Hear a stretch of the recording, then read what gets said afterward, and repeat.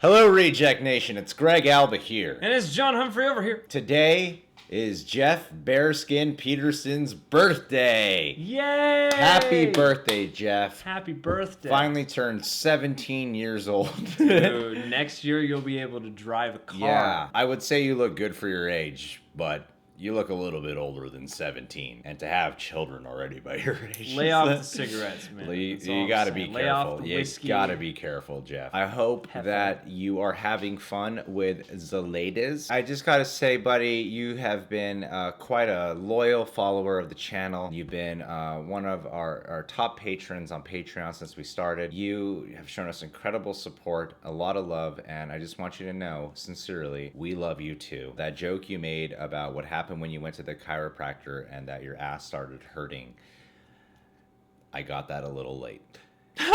Anyway, everything wrong with The Mummy by CinemaSins. A couple of requests for CinemaSins video reaction, and we're cool with CinemaSins. Act like we have beef and then now we're cool. No, we never had that. Feuding. No. Everything wrong with the real Rejects. Yeah. 10 hours Yeah, they're or cool with less. us doing reactions to CinemaSins videos. I was like, you know which one I just really want to watch? The Mummy one. Because I hated that movie in certain aspects. And it's Halloween time. And it's Halloween time. And They got a it's- lot of horror ones to choose from. Why do Friday the 13th? Why do you scream? Why do Boo 2? The Medea's Mummy. Halloween? Let's do the super horror Actual centric, horror movie. the real horror movie of this bunch. OG monster, Sophia Boutella. Oh yeah.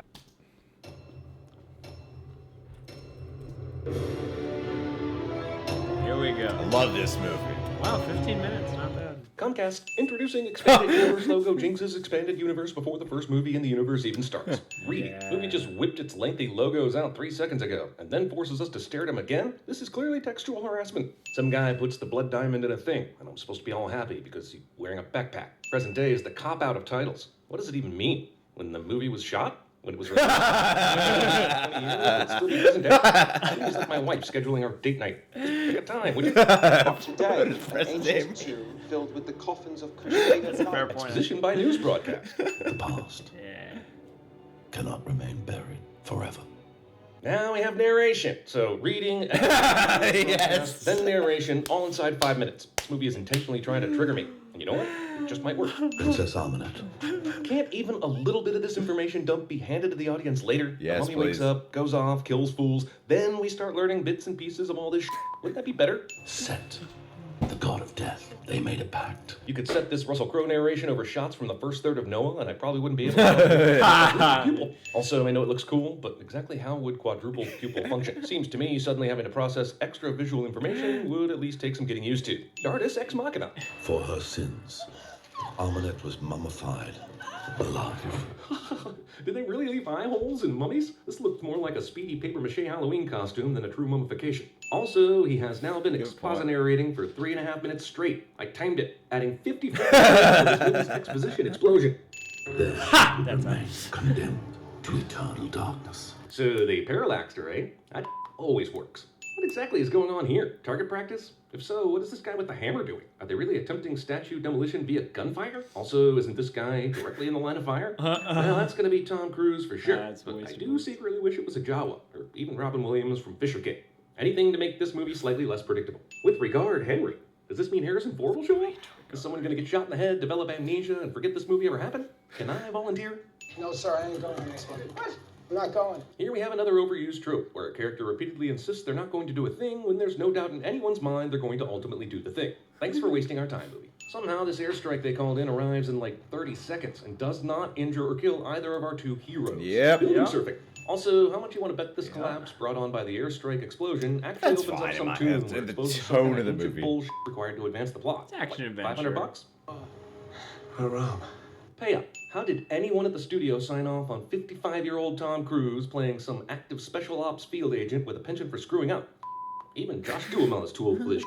You hunt for antiquities, stealing whatever is nailed down and selling it on the black market. If you know this, why do you keep sending them out? I guess you're going to punish him now so the movie has some manufactured tension. But if this is his reputation and you haven't punished him so far and he's 55 goddamn years old, you have only yourself to blame. You're getting in the hole with it. Wait, what? I'm with Blue Scarf Lady on this. How does this make any sense to send these two down with her? You just said you don't trust them, and now you're going to send them down with her alone? I'm so mad at you, I'm going to give you direct access to the very thing you came here for. This whole thing opened up because of an airstrike and a building collapse, but no one involved here seems the least bit concerned that even more ground around the hole might give way, when in reality the cavern here is so f***ing huge the entire town should have been sucked into a sinkhole. Get the lights. And 7 hours later, after they somehow lowered all this down into the cavern and then fed power to it as well, the lights came on. The most beautiful way to set up lights for a movie shot is also the least practical in real life. Remind me again why we set up the lights 100 feet away from the space we actually want illuminated. Digital cameras did not do this. Floating invisible camera. Floating invisible camera is now handheld. Magically appearing previously floating an invisible handheld camera. Also, what is she even looking at to know what she's shooting? Movie absolutely has no idea how to camera. As this treasure is stolen, it's as good a time as any to bring up the choice not to have anyone else down here. Weird enough, you sent down the idiots and thieves you don't trust, but then you don't send down any security or manpower to keep them in check? This is not a tomb. It's a prison.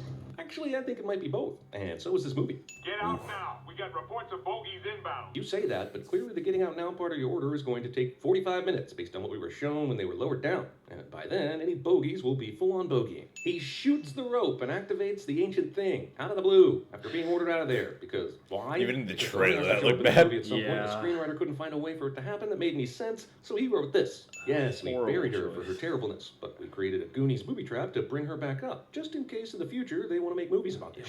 Mummy movie that needs a cheap scare goes for sudden spiders, with somewhat hilarious results.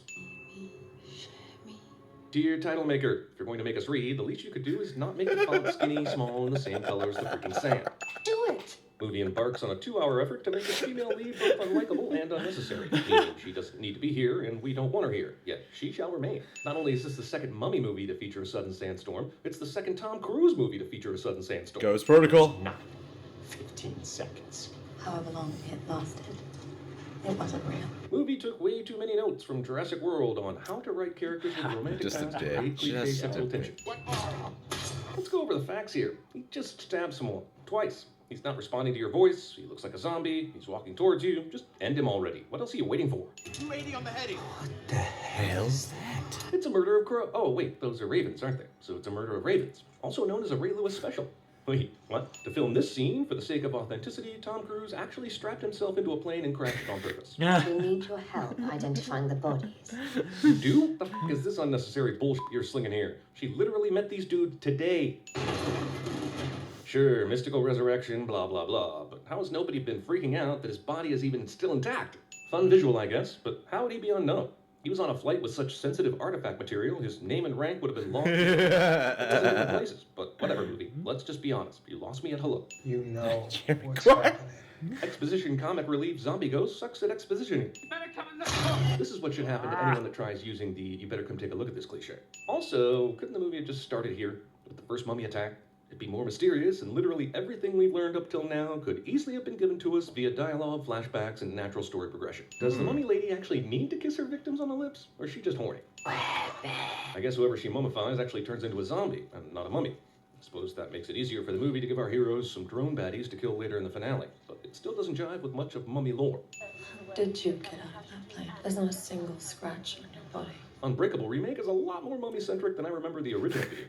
We've developed this theory that an Egyptian princess had been erased from the history books. You've developed a theory out of thin air, then? The dagger of Set. A ceremonial knife with a large jewel at the hilt. This movie is like a pubescent boy. It can't get enough of its own expositing and ends up rubbing itself wrong. We've angered the gods. Yeah, Set, Thor, Hades, Jehovah, Jay-Z, they're all pissed at you. You know, I always thought I had a chance with her. What? Expositional comic relief zombie ghost also sucks at comic Look at me. Look at my face. I'm cursed, Nick. Pick a lane, movie. Boris or Brendan. Most of the movie wants to Karloff it up. This character feels like he should be hanging out with Frasier. She's got plans for you, Nick. Can't run. You can't escape. Even if this is true, why didn't she just show up to Nick herself and explain shit? Why use the dead, not funny friend guy as a conduit? Especially when she's going to show herself to him in the alley in the next scene. Why are rats attacking him? Is she controlling them? Do you care? Does it matter? Is it creepy? Okay, I guess kissing is the official kill you but come back to life and I control you mechanism in this film. Ancient Egyptian curses are weirdly obsessed with what is a relatively modern romantic custom. I swear to God, if this movie flashes back to this same desert scene one more time, I may have to shove its obelisk so far up its sarcophagus you won't even be able to read the hieroglyphs. Terry Tate, mummy linebacker. Why is she surprised? She obviously can sense where these artifacts are, but somehow she didn't know that the stone was missing. Instead of completing the ritual, the mummy lady goes after Jenny, who I'm guessing poses exactly 1.5% of the creature who has previously quickly and efficiently sucked the life out of every non-cruise human in her path, decided to throw her across the room instead because reasons? Tom Cruise keep her alive. World War Z. Nick takes off without Jenny, which is sexist, logical, predictable, and hilarious. You're saying that she brought the plane down there on purpose? Yeah, and with such pinpoint accuracy, I'm guessing she must be working with the gal from Hidden Figures. Nick, she's in your head. Imagine if Dumbledore had been this direct with Harry. We'd have never gotten Order of the Phoenix. This stuff goes on for some time. For the second time in this movie, Tom Cruise falls out of a vehicle crash that he will miraculously survive. Camera cuts are 12 minutes, so we're gonna just pause really quick. All right. No, here she comes, slowly walking through the woods. Why do horror villains always equate deliberate walking with terror? Because it's creepy. What's more hilarious, him grabbing this stick or Jenny yelling, "Get her, Nick"? It's a tie in my book. Black Ops saviors repeatedly shoot the mummy with darts and arrows, which means there's some kind of whaling corporation keep the evil alive for research going down right now. Else they'd be firing Hellfire missiles and RPGs at her ass. Harpuna Sex Machina? Collector of rare monster artifacts puts them on display where they can be seen, stolen, or accidentally destroyed by anyone walking through. Make yourself comfortable. Oh, snap. Remember how Russell Crowe was in this and spent 8 minutes narrating the opening? Yeah, me neither. My name is Jekyll. Shameless Dark Universe building attempt is shameless. If he knows how dangerous he is when he turns, why on earth would he wait to be this close before giving himself his high diabetes shot? Because we have to see it. Jenny betrayal is the worst kind Fan of betrayal. service. Also, remember how Russell Crowe was in this and spent 8 minutes narrating the opening? Yeah, me neither. But how are mere earthly chains keeping this ancient god chick confined? If handcuffs were enough to subdue her, why did the Egyptians bury her so far underground inside a stone sarcophagus? We need the How scene. the humans even, you know what? Forget this. I honestly don't care. A pony. I love my father with all my heart. Sheesh. I can understand the need for a bit of exposition to catch us up. But we've already heard and seen Yeah. this twice before. And Yeah. as for narration, I can't even will not be jokingly triple say exposition, that damn it. it's okay. And that's why you use protection. Always make sure your mummy junior is wrapped securely before burial, kids. What was I supposed to tell you? Would you even have believed me? Tom Cruise's agent, after she'd convinced him to say yes to this film, and immediately after he'd read the script. Despite my better judgment, I care about you. The movie tries to get us to buy into a relationship between two characters with so little chemistry, not even Walter White could find it. Yeah. Dear God, yes please. Your language is simple. Only a fictional movie character would ever say this about the English language, because English is f***ed up, y'all. But also, and perhaps more importantly, after 1/3 of the movie being backstory, and 1/3 with her chained up, I'm beginning to think this mummy movie has very little interest in mummying. Thank God this building had a museum-quality advancement of humanoid skulls display, so that Nick would be distracted by it, so that Jekyll could surprise him with some kind of a...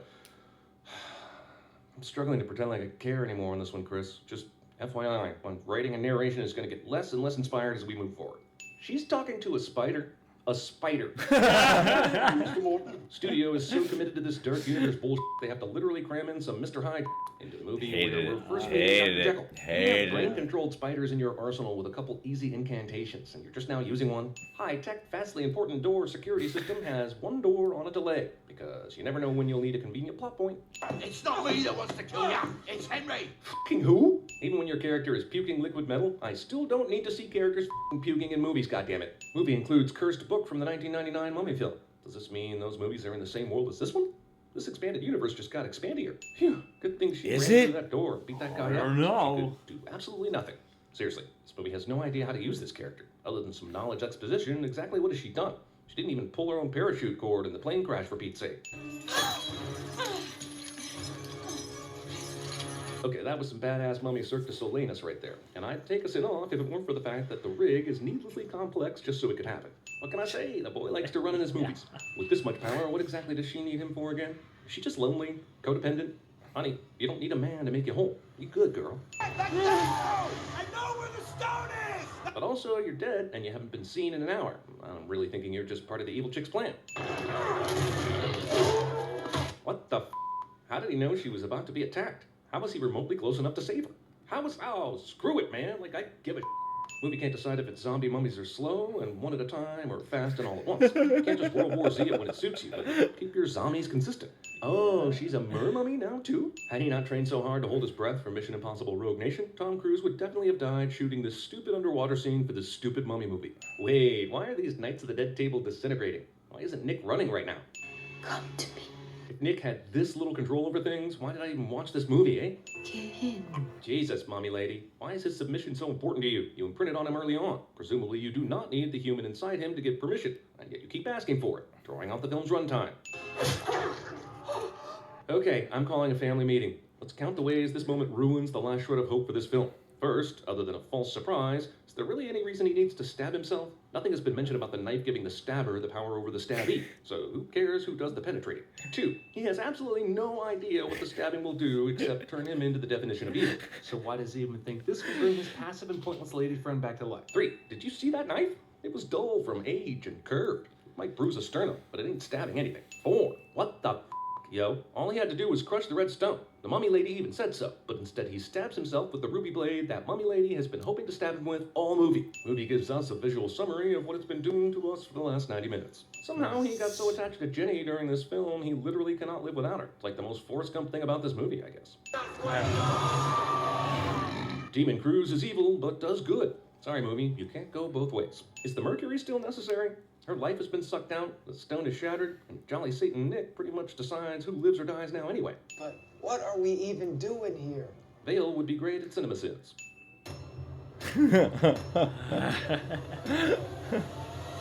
Yes, those. I don't know what they are, you don't know what they are, who gives a Now what's the next step of your master plan? Crashing this plane. Suicide Squad. Get the lights. Aziz, light! Footprints in the sand. Could it be Satan?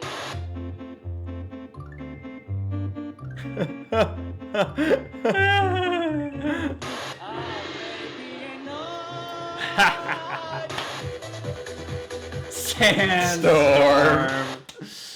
Oh, shouts out to Darude. DDR, man. That was my song on DDR for sure. I downloaded that song just because of that. They pointed out so many things. I really appreciate the team at CinemaSins, man, because we did a full movie review and we did a spoiler review of it. The main things that were wrong with the film that really bothered us, like, are pretty much laid out here. Yeah. I just love all their, like, attention to detail. With the 3-eye thing, it's cool. More to make it harder, you know? That was something that struck me from the very first trailer. I was like, what does that do for you at all? What superpower is this? It's just gonna make it harder for you to see. The other things that they pointed out that I never really noticed, how Courtney B. Vance is like upset with Tom Cruise, but I'm like, Tom Cruise, is his character supposed to be like 20 years younger or something? But we all know as an audience, Tom Cruise is in his 50s. He might not look it, but we know it. That's the thing about Tom Cruise. We know he looks amazing for his 50s, but we know he's in his 50s. And you're like, he's an older guy in all this history. Like, why do you keep hiring him? Why do you keep allowing him to work? Why are you still annoyed about this? You either accept it and keep hiring him, or you turn him in. So much is happening in the film. I imagine for a team like CinemaSins, they're like pausing the movie and stuff. And and finding every conceivable hole. Yeah, exactly. That is such a big hole, too, when his body is found after the plane crash and it says unknown on it. Did they not look in the plane? No one seems surprised at all that his body is just perfectly intact. They diagnose him as dead, but he looks like great. And how does he just get away?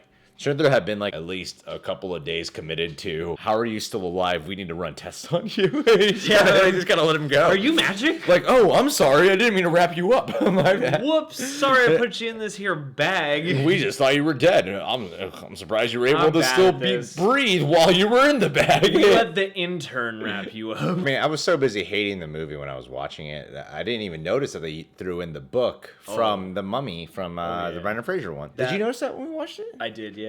Is that just a tribute, or is that an actual tie-in?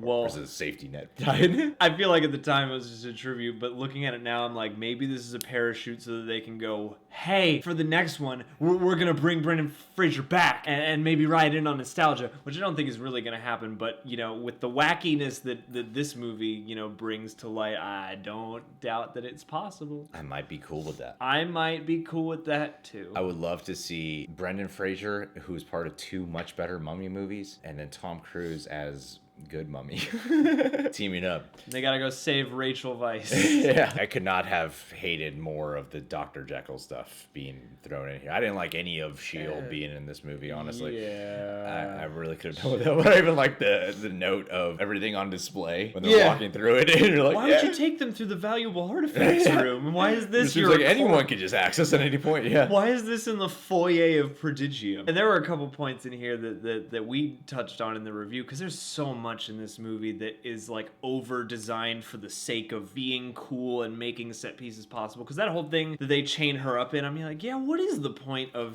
this weird Cirque du Soleil chain apparatus that you've got her tied to? That scene goes on a long time, and I'm pretty sure at a certain point her body has to be full of mercury. You've been pumping it into her for so long, like her body's not that big, like it's got to be overflowing at some point. And yeah, all those skills she's got that she only uses like once in a while, and how she selectively chooses not to kill our protagonist. Suck the life out, and the girl Jenny especially, like she should have just killed her right there in that moment. You see, in the first half of this movie, I would just let stuff like that go. I'm like, whatever, this is silly fun. It's silly fun. It's just the last half when S.H.I.E.L.D. steps in, when I start getting like very annoyed with the entirety of the movie. Yeah, it's like, guys, stop it. And the Jekyll thing, the whole like, why did you wait to have this conversation on like the verge of you hulking out? He looks like, crud, I better do this now. You've lived with this condition for how long? The whole fight with Jekyll is completely mean. Like, if you take it out of this movie, nothing changes. And it was such a good point, though, what they were saying about why does she need Tom Cruise so badly? They kept repeating it so much in the movie. There was so much repetitive exposition. That was the worst part about it. It wasn't just expositional. It was repetitive exposition. They kept revisiting the same thing. And I'm like, I understand. Like, okay. I get it from the first 2 times. Even now that it's been a few months since we've seen it, I'm like, I kind of forgot already why she needed Tom Cruise. Part of me wants to relearn why, and part of me,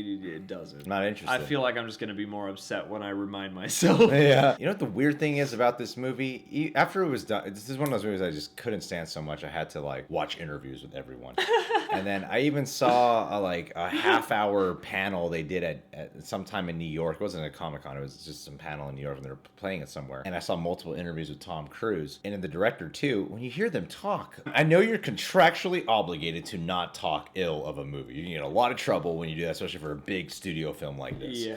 So you're contractually obligated to not speak ill of a movie. But when they talk about it, you're like, I think these guys really think they made something great. I think they're really contributing to the legacy of the Universal monsters. Like, they really seem like they think it's a good movie. They're giving us a gift with this. You know, when like Christian Bale promoting Terminator Salvation, you're like, this guy knows this movie's crap. It's about the Terminator. People mostly just want to see the Terminator. You know, for all the talk the actors go on about character development and everything, yeah, it's important, but it's far less important in a movie like this. You know, what do people want to see? People want to see the Terminators. They want to see them fighting the Terminators. They want to see that. That's the exciting stuff. That's what's novel about this.